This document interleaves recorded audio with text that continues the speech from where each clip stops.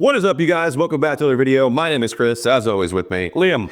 And I just want to say thank you to everyone who has subscribed. We are officially over 20,000 subscribers. Huge 21,000, almost 21. Huge milestone. We're pushing, keep on growing, keep on going. And that's thanks to you guys tuning in, subscribing, commenting below, and helping us to get the word out there about these amazing shows and really just talk about them. Today, we are diving into one of our new favorites. It has quickly grown on us. We talk about it all the time. We've told all of our friends to check it out and really appreciate all of you guys tuning in and commenting below. If you don't know what I'm talking about Paradise, Season 1. One of Hulu's new original series, and it has been absolutely great. Today, we're going to be diving into Episode 7, but before I do, just one little bit of housekeeping. Thanks to all of you asking and reaching out and wanting more. We have created a Patreon, so for as little as a cup of coffee, you guys can get early access to videos, you can get shout-outs on the channel, and just more of the community. And so, helps us out greatly with all of our content, with creating these videos, with producing everything for you guys. So we really appreciate all of you who do take that opportunity. So without further ado, let's dive in to Episode 7. Fuck, Sinatra's an evil bitch. Dude, yeah, she is. Yeah, she is. I like at the beginning where they picked up and she's like, I'm not this big evil person, this monster that you think I am. And then at the very end of the episode, or maybe I am the monster. I think she finally admitted it to herself, really, is what it was, yeah. That was wild. But this episode gave us a lot, because we went back. We went back to the day. Mm-hmm. So we got to see how everything actually went down. So we know that, yes, this was created by a huge supervolcano going off in Antarctica that escalated way faster than any of their models ever predicted. And also cause, not us, not US, but other countries first to launch, Russia being one of them, to launch a shit ton of nukes. And then ultimately, we'll get through all of it, but I just want, ultimately Cal decides to make the decision to hit the EMP, but wasn't in time, not for everybody. Is that a real thing? Not that I know of, but I'm not, I don't have that level of security inside of our government. Yeah. I'm a nobody. I've had security clearance in over a decade. Same. I haven't had my TSSCI for a very long time. Yeah, I haven't had to. We've been civilians. Yeah. Well, let's see.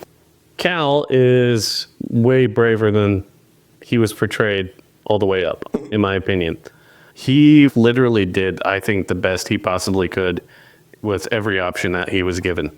Truly an impossible situation, as they say multiple times in the episode. They hammered that home, and they did a very good job of it and I think Cal showed a lot of backbone in everything that he did for that. And you could see him fighting with the moral dilemmas that he was facing. And I think that really just showed how much he actually tried to help X as well. Oh, yeah. Yeah. Like every step of the way, he would help X, but then he'd fuck it up another way somehow. I mean, it was just like that. Every domino was falling against him, right? As he was trying to make things happen. I want to know, let us, we can all have our opinions all day, and I love to hear them. Do you think Cal made the right decision? Do you think him going back and warning the world, letting them know what was coming, was the right decision? Just would love to hear your opinion. No right, no wrong. What do you think? And let me ask, right for the country and then right as a human. Correct. I feel like those are very different. So morally, from an integral stance, I think he did the right thing. Mm-hmm. Because one, he now can clear his conscience and say, I at least let them know. I didn't lie to the public, right? So I get where he's coming from, but honestly, the amount of mass chaos. The world just found out that an asteroid, a tsunami, a nuclear fallout was about to happen. And you had not days to live, short period of time to live. We have 7 years before the asteroid hits. Not even Armageddon. Bruce Willis can't save us anymore. What are we going to do? Ben Affleck's still alive. We'll be all right. He's kind of old. That's all right. He just replaced Bruce Willis. We'll put somebody else in his spot. But what I was going to say is that that'd be an awesome sequel right before the asteroid actually hits us. There you go. There you go, Ben. Get it. I think it would do more harm than good. If you could give them enough time to actually evacuate, if there was something that they could actually do to save themselves, and you could do that, then yes, that would have been the right call. These people have like an hour. And so the last thing you're going to let them just leave them in panic And most people are going to exploit the opportunity, which means people are going to get hurt. People are going to start looting and robbing and hurting people. And you're going to create chaos and like murder on the streets well before the wave ever hits. People are going to start not care about anybody but themselves or their loved ones. And it's just going to be anarchy. Is it kinder for everyone to kind of just like keep some semblance of peace? And as Sinatra said, have them go quick in a flash and not starve in a year. I don't know that dropping a nuke on anybody is the humane thing to do at all. But if the inevitable wave is coming, I think personally, creating mass chaos, mayhem, and anarchy right before it probably would not be a smart thing. I don't know, at least this way, they're not completely destroying all the land and making it radioactive. Oh, I'm not talking about the nukes. I'm just talking about him warning the American public. I think he did the right thing with the nukes, 100%. I'm talking about the going live against everyone else's wishes and letting the American public know this is what's about to happen. Sorry if I wasn't clear. I'm not talking about the nukes. I'm not talking about his decision to do the EMP over the nuclear strike. I'm talking about way before they get on the plane. And he's talking to the American people live on camera. Because you had brought up the whole new thing that it's better to just let them go out in the flash. Why reference to that? But I think the people are better off knowing, and he did it for the old guy. Like that was his anchor point for that decision. That's the thing I'm struggling with, because even with warning him, he chose not to do anything about it. Who chose not to? Cal warns the old man. Yeah. And he's like, no, I'll just call him tomorrow. Yeah. And then, later on, you do see that everyone evacuates and they are like scrambling for their lives at that point, once he does let them know, like, hey, you're about to die. And that's my point, is that, I don't know. It's an impossible situation that and you're talking with millions of people's lives. And so it's a really hard thing to say right, wrong, do or don't, right? It really is. So I just think that, chaos before the storm might not be as easy as calm before the storm. Yeah. I still think the closure was a good touch. All right. Probably why I'm not president. Just say it. Throw that out there. So we got to find out that Terry's still alive. Terry is officially alive. Heard her voice across the recording of the transceiver radios. Yeah. And she is very specifically looking for her family. Yes. And we got to see on the plane when he's talking to her right before he thinks that she's going to die in a nuclear explosion, that he's watching the missile go on the screen while he's talking to his wife, with the big bullseye on her. Yeah. One thing that I'm interested to know, because I have no idea, is what were those concussive blasts that were preceding the tsunami? Sound barrier. Like when a jet. So the waves moving so fast, it's like creating these like concussions? Well, okay. If you had a nuclear explosion, you always see that big blast that destroys everything, right? But the concussion. That's a bomb. This was a super volcano. It exploded. Oh, and so it's in like the wave is proceeding, like, so that there's an air shock wave going out, and there's a physical wave just following it. That's my understanding. Okay. Yes. And every time that giant wave crashes and rolls, because waves crash and roll, probably creates another one. And we did see that wave from the perspective of a 20-story building from that news. It's like, holy fuck. Yeah, it's like 400, 500-foot wall of water. It was huge. It's got to be way bigger than that. I do love how they gave the scientist TV guy his opportunity to speak his mind. You guys are fucking idiots. We're saying tits on TV now. Yeah. You can't say that. He's like, what? Like we're all gonna fucking die. Yeah. I could say whatever I want. Yeah. What a heart-wrenching episode, too, to watch X1 having the battle with knowing that his wife is in Atlanta and still trying to do his job and be a professional, then dealing with the secretary for the president and her wanting her son to live and all that. And there was a lot of heavy moments in this episode. Yeah, kind of fucked up that she wasn't on the list. She wasn't important enough. Not important enough personnel. Jesus. Well, that's the thing. Like that's painful to realize, especially in that dark moment too, right? Well, they had to kill the new Secret Service guy? Because that was cold-blooded. She walked up, bang, damn.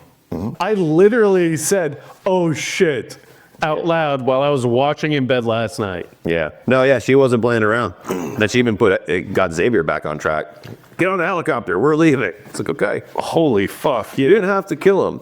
Learned a whole deeper reason for why X was so hateful towards him also.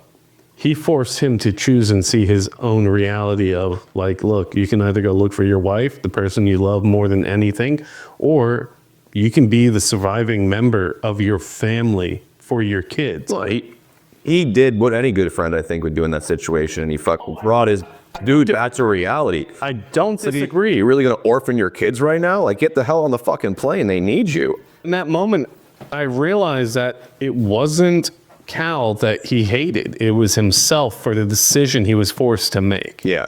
And I think also, like, Cal kept a lot of the things that would have made him not hate Cal to himself. Just, he, like, didn't want any more weight on Xavier. He's also the fucking president. He can't share everything with your Secret Service. Yeah. Right? It's true. He's got the weight of the world on his shoulders. And Xavier's whole mission is to protect that man that has that knowledge. Yeah. So it wouldn't make sense for him to spill all the stuff anyway. He did, in his defense, he did everything he could without blabbing the secret. No, he did. He tried to warn him multiple times. And we talked about that too. Yeah. Earlier on in one of the other episodes we did when we were talking about when he found out, it's like, why didn't he like make his wife stay, right? He mentions that his wife shouldn't go to Atlanta on this trip. He tells him that. Yeah. Yeah. And us as the viewer obviously had way more information than the character did. So it kind of made sense. I rationalized it so that. Yeah. I mean, there's a whole scene where he out and out tells X, don't let your wife go. And he's like, I haven't been able to control that woman in 20 years. Like, Cal's doing everything he can without saying, if she goes, She dies. She dies. Yeah. So, yeah, I get it. Just another reason I think they did such a good job with Cal, and I think the actor himself is doing a phenomenal job. Absolutely, yeah. No, I think they've the writing, the acting, the story arcs, the thrill, the mystery, how everything is being unfolded has been really well done. Awesome.